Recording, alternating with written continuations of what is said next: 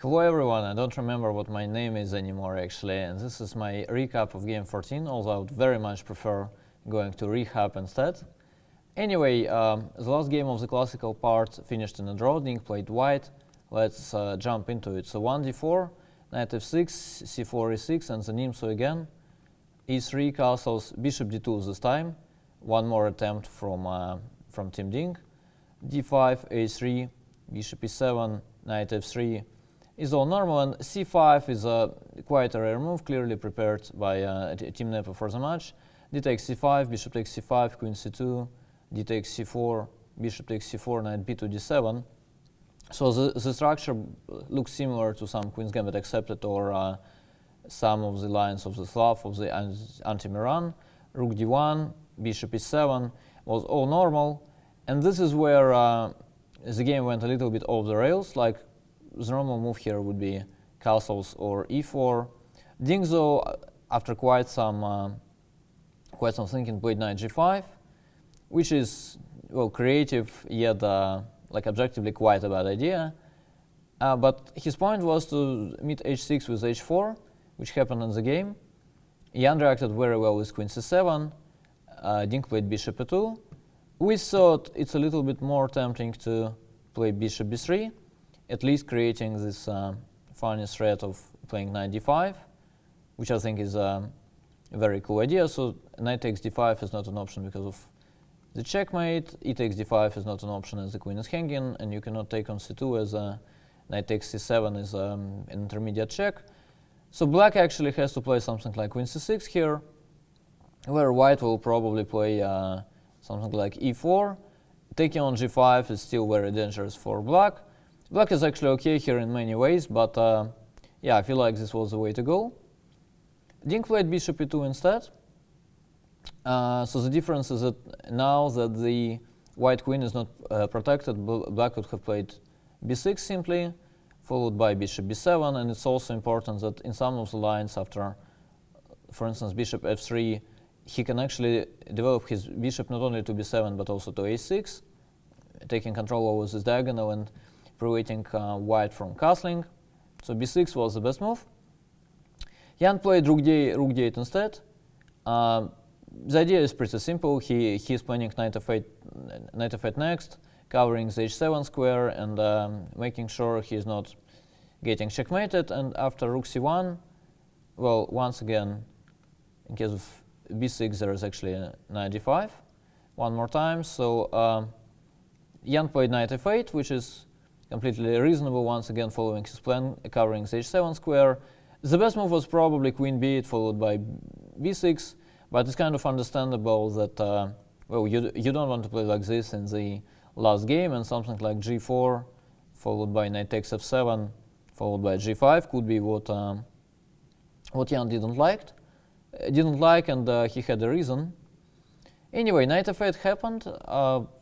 Dink with knight e4, takes, the traded queens, and at that point it looked like the game will probably end in a quite a short draw. Bishop d7, and here Dink played bishop b4 for some reason, which I kind of failed to explain rationally. Well, first of all, one of the good options was playing rook c7, basically restricting the bishop. Now there is rook takes c7 in this line, and well, the pawn on b7 will be hanging in some of the lines, so white has to be in time to equalize. Another option was if rook c7 looks too sharp, then there is just a quiet move h5, basically preparing castling at some point, and then after something like bishop c6, bishop f3, knight d7, knight c3, the bishops will be traded, and yeah, eventually white will be okay. Dink played bishop b4 instead. Jan was clearly surprised, and he had a reason, so he took on b4, a takes b4. Now black has this damaged pawn structure. Jan played bishop c6, which is one of the most reasonable moves, attacking the knight and also attacking the pawn on g2 potentially. And here Dink revealed his idea with this move knight e4 to c5, So this was the whole point of playing bishop b4. Well, knight c5 is a creative idea, but it does not quite work. So yeah, objectively black is much better. Jan reacted well with bishop takes g2, rook g1, and he played bishop d5, which is good. Black is better here, but we think it was even better to go bishop c6 with the idea of b5, bishop d5, e4, b6, which is not, such a simple thing to, see. But actually, after e takes d5, b takes c5, black is, quite a lot better. Actually, I have a feeling it could be just lost for white after, let's say, rook takes c5, e takes d5. Black is a pawn up, his knight will go to e6, the pawn on h4 is weak, and he has a strong pass pawn, so black has like all the reasons to be very optimistic. Bishop c6 was probably a better move. Bishop d5 played by Jan also makes sense, as after e4, bishop c6, b5, he prepared this very good reaction, bishop e8, followed by knight takes b7, rook d4, and it starts to look really good for black. Like it's equal material, black is about to develop his knight to g6. It will attack the pawn on h4, it can also jump to f4 or e5. The pawn on e4 is hanging, the pawn on b5 is quite weak too. Black is planning something like rook b8. But Ding played rook c4, which is a very good move, keeping everything together. So now if black takes, white is in time to take, and it's very important for him to save the pawn on b5. He doesn't need to really care about this one, as after something like, let's say, king e2, knight takes h4, rook a1, b6 becomes a threat, and it really becomes very, very double-edged. This is why Jan played rook d7, another good move by him. Knight c5, rook c7 was all reasonable, rook c3, so black keeps some pressure. Rook a to c8. Ding played b4, which we are not going to criticize as, this is as the most reasonable move, but I'll just say that the best move was this cute thing with knight b7. Rook takes b7 runs into rook takes c8, so black basically kind of has to take on c3 twice. And then after king d2, white is a pawn down, he sacrificed a pawn, but he's planning rook a1 next. Here I think he plays knight d6, and he's actually in time to protect his knight, and then his pieces become really active despite some sacrifices on the way. Like let's say here we go h5, and the nice thing is that after knight takes c5, takes f4, black knight is actually trapped. So knight b7 was a good move, but clearly, no one plays like this, so Ding went b4, Jan played knight d7, which is reasonable, using the spin. And this is where a really big mistake started to come. Ding went rook c to g3, which is like objectively losing, I guess. King d2 was the move. And then after knight takes c5, b takes c5, rook takes c5. Well, first of all, the best line is probably playing rook g to c1. And then actually, if we trade everything, then white's activity compensates the pawn, and a bishop ending like this seems to be quite a simple draw, as black will not manage to really improve his position. Whenever the bishop will come to g6, king c6 followed by king b7 will happen. Well, this is not an obvious thing to figure out, but what is quite a simple thing though is rook takes c5 instead of rook g to c1, rook takes c5 followed by rook b1, and then white will just at some point play b5, b6, trading the queenside pawns, and getting this endgame with 3 pawns against 4.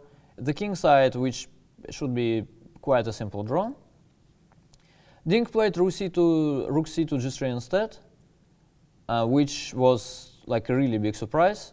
Well, first of all, g6 was a great move here, and it seems to be more or less winning the game, as I guess Ding's point was to keep the pawn somehow, like playing knight b3 or knight d3, something like that. But actually, after simple king f8, black pieces are dominating the board. Rook c4 is his next move, followed by king e7. And actually, these two rooks on the g file, they cannot really get back to the game. And black was just winning. Jan took on c5 instead, which is, I think, a very understandable decision, as after bc, rook takes c5, rook takes g7, king f8, white faced the same problem, so we have like equal number of pawns, and white rooks are not doing much. Well, white has one check, but black king will go to e7, and well, it's not clear what's next, while black is actually attacking the pawn on b5, and he's also preparing something like rook c1 check with some really strong initiative.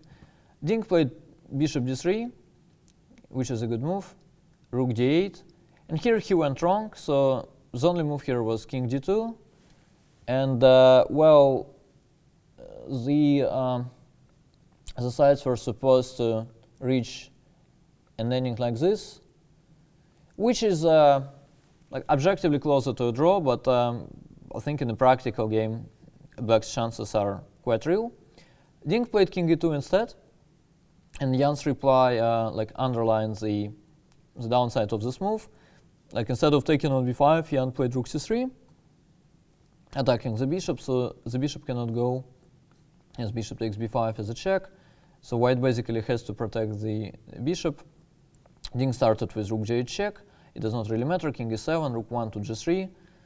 So here it's kind of lucky for white that after rook takes d3, well, taking on d3 will lose on the spot, but well, white is lucky to have rook takes c8 followed by rook takes d3, and he is actually okay.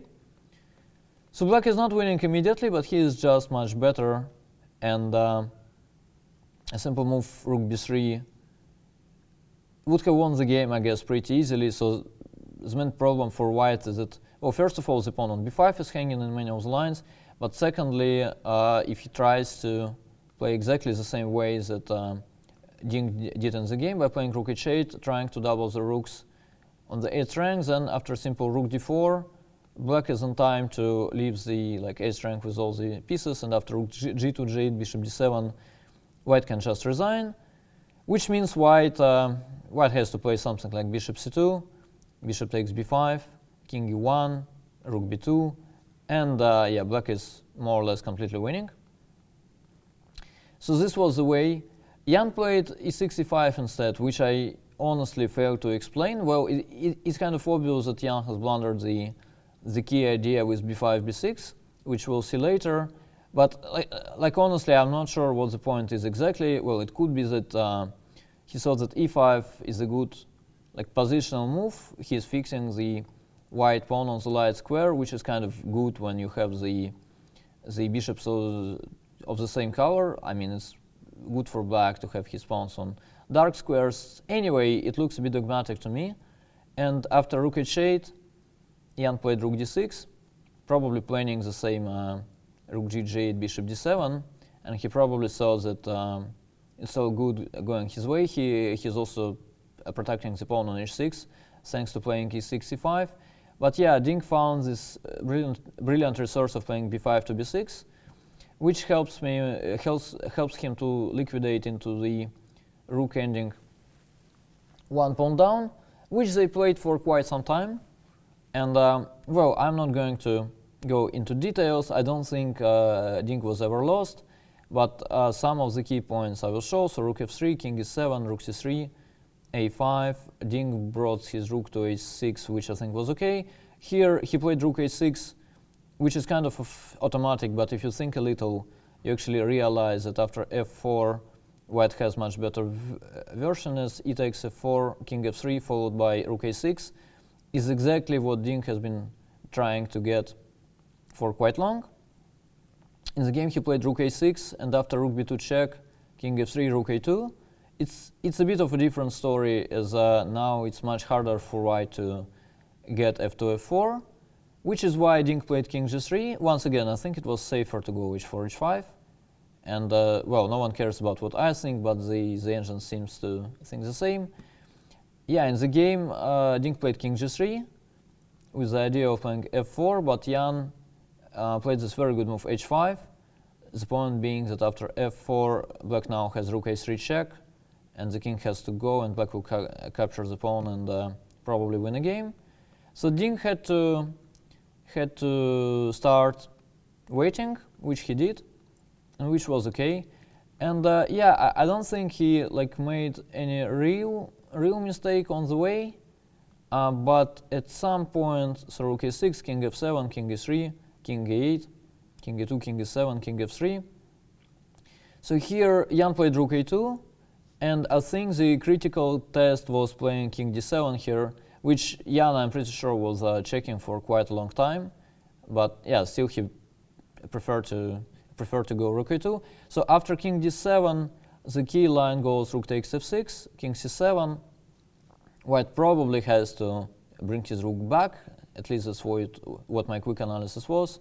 King b7, rook, let's say e5, king b6, rook a8, king b5, king e3. So white now has to bring his king back, and let's say king b4, check, check. So black king is forced to a2.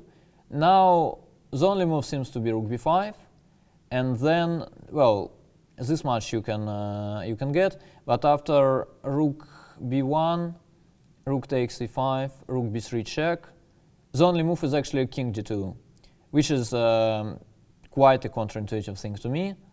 And both king d4 and especially king f4, that looks very reasonable. You're like marching forward, you go rook a5, you give up a rook here, and you try to promote your pawns. I think king f4 loses, and king d2 would be the only move here.